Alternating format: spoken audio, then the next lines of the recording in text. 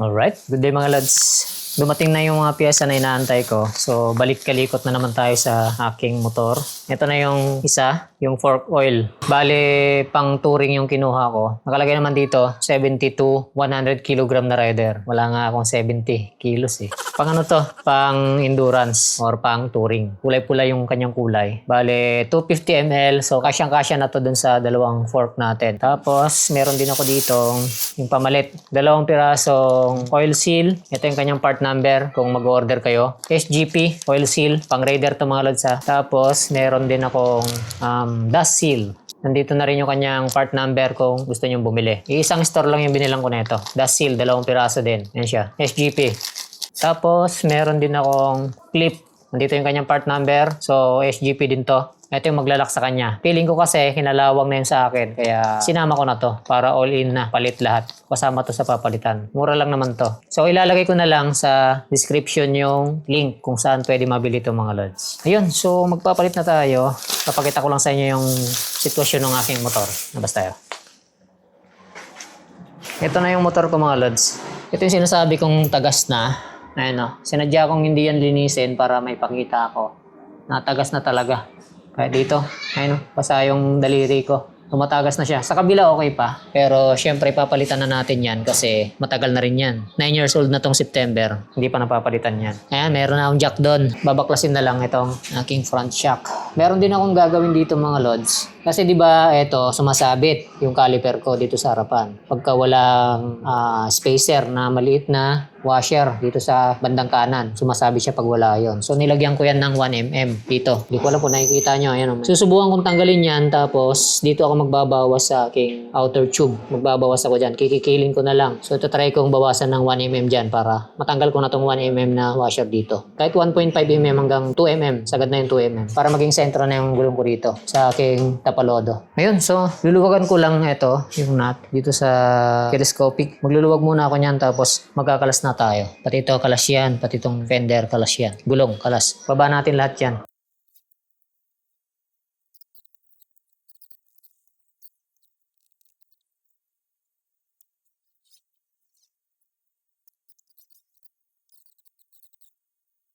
%99 ng maintenance ng ano na to, motor na to mga lods, ako lang gumagawa. Hindi ko to dinadala kahit saan, ako na lang gumagawa. So bakit 99? Yung 1% nun, pinapagawa ko sa machine shop. Halimbawa, yung mga spacer, ganun. Hindi ko naman kayang gawin yun kasi wala akong gamit. Wala akong pang machine. So, kaya 99%. Lahat na ako na ang gumagawa. Pero na lang, kung magkaroon ng problema ang makina, wag naman sana. Pupunta talaga ako sa mga trusted na mechanic, mga expert. Pero pag mga basic maintenance lang, kayang-kaya ko yan.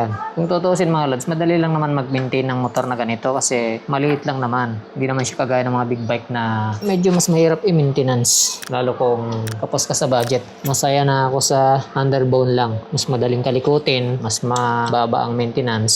Pero na lang, may pera, di ba? Ganun lang naman yun eh. Yan, so ito, niluluwagan ko muna yung allen nito bago ko siya tuluyang kalasin. Alam ko nasa 5mm yung ano nito or 6mm. Yan o. Kailangan ko lang ng pang puwersa. Ay, pahigpit pala yung ginagawa ko ah. Hali. Ito na naman tayo. Hirap talaga kalasin to. Kahit nung unang bukas ko na ito, hirap na hirap ako eh. Kailangan ng extension. Yun. Pero hindi ko muna tutuluyan. Sa kabila naman, yun. Medyo maluwag pala yung bolt na ito. Ngayon, pwede na tayong magbaba ng telescopic. Unahin ko na tong isa na to. Isa na tayo. Yung isa pa. Alright, so magkalas na tayo. Naluwagan ko na. Inipit ko na lang dun sa butterfly. Sa ako niluwagan. Ito, maano to eh. Mga paltik. Medyo malinis pa yata ito. Yan o. Hindi pa siya ganun karumi. Medyo malinis pa. 2 years ago, nag-ano ako na ito. Nag-repack. Hindi pa siya ganun kadumi oh. Ang gamit ko dyan is Pyto na fork oil. Pero ngayon magpapalit na ako. Tanggalin natin yung kanyang Allen wrench. Allen bolt pala.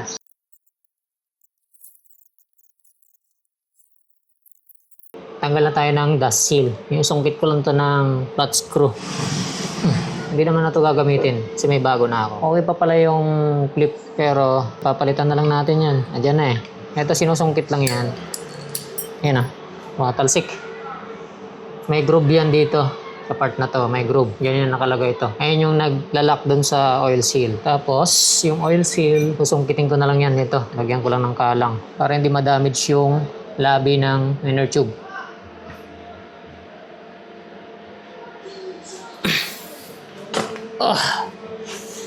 May kahirapan talaga siyang tanggalin. Ayun, dikit niya dikit kasi oh. Tuyong-tuyo yung pagkakadikit niya sa pinaka-wall na ito. Ayan.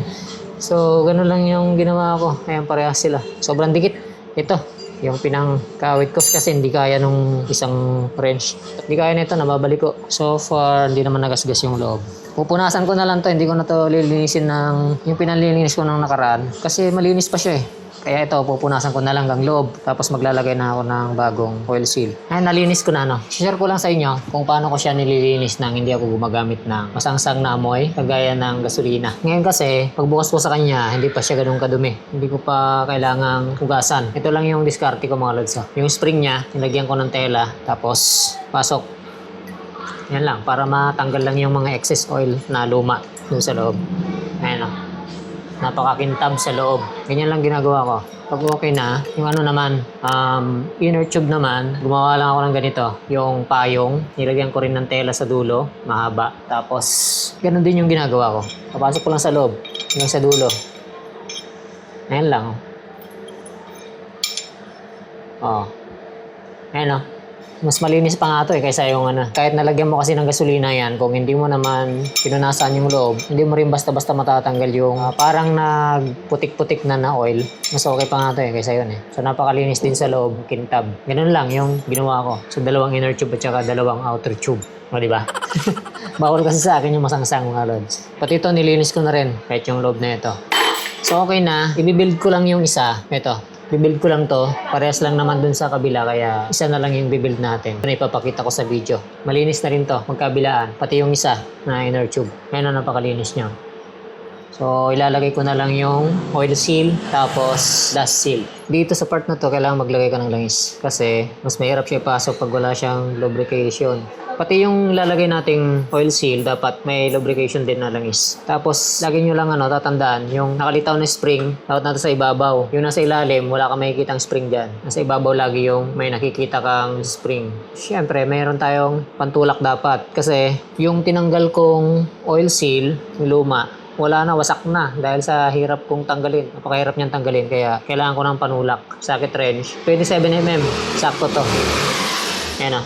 Sakto siya. Tapos papaluin na lang natin syempre. Hindi ko mahanap yung rubber mallet ko kaya ito na lang.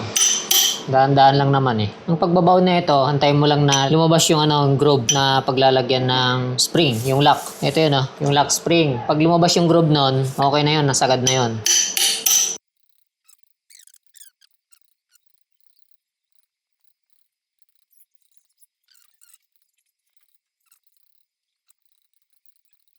Ayan, so lumabas na yung groove. Ayan, kung saan lalagay yung lock. So, try na natin maglagay.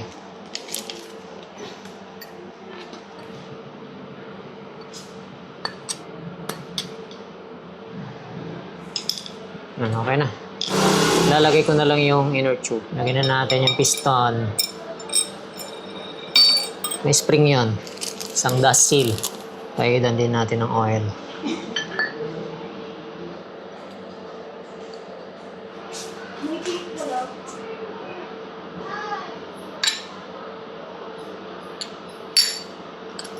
Tapos, syempre yung kanyang bolt dito sa ilalim. Higpitan na lang to. Alright, so, ang gagamitin ko mga lads, itong syringe. Meron naman ako measuring cup, kaso pag hindi pantay yung sahig, hindi maganda yung sukat. Kaya, syringe na lang gagamitin ko. Bali, 50 ml muna ang ilo-load ko.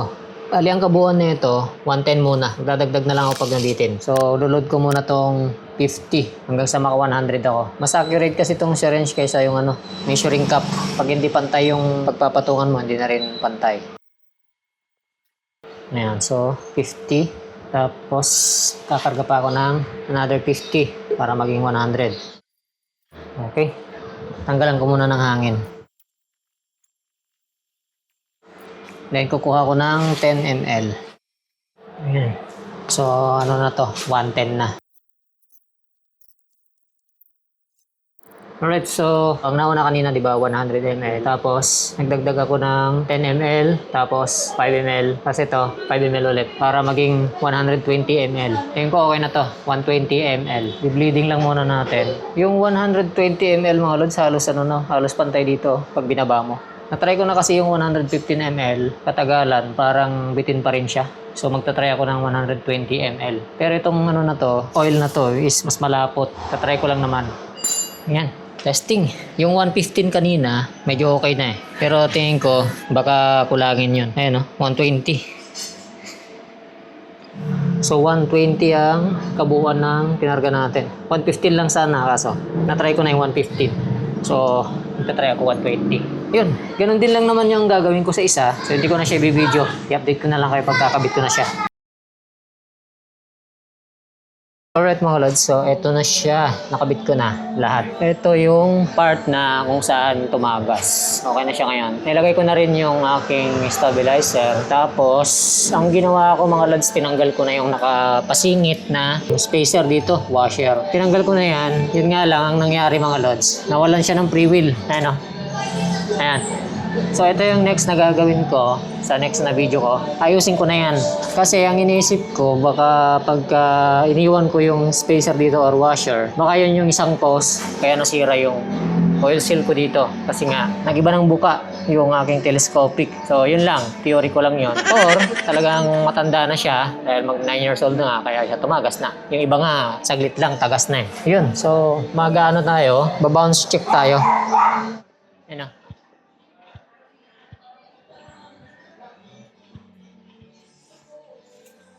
Yan siya mga lods, para na siyang pang racetrack. So, ang nilagay ko dito, ang pinarga ko, 120 ml, dito rin 120 ml. Okay naman. Sinadya kong damihan, tinigasan yung play. Kasi, hahayaan ko muna siya ng mga ilang buwan. Titignan ko kung lalambot ba siya. Ang nangyayari kasi mga lods, kaya medyo tinigasan ko to, dinamihan. Kasi yung 115, tested ko na mga lods. Maganda yung play niya sa una, parang sakto lang. Pero pag tumagal na, siguro mga 1 month, 2 months, gano'n, or 3 months, siya, unti-unti siyang lumalambot. So parang, parang lumalabnaw lalo yung langis. So titignan ko sa katagalan kung magiging sakto lang yung kanyang bounce. Sa ngayon, ang bounce niya is para siyang pang circuit mga lods. Medyo may katigasan. Pero, ano naman siya? Okay lang naman siya. Ayan o. Yan, wala kang maririnig na hindi siya magbo-bottoms. Okay, so yun lang. DIY lang mga lods. Brand new na ulit ang kanyang oil seal, dust seal. That's it sa lahat mga lods. Peace.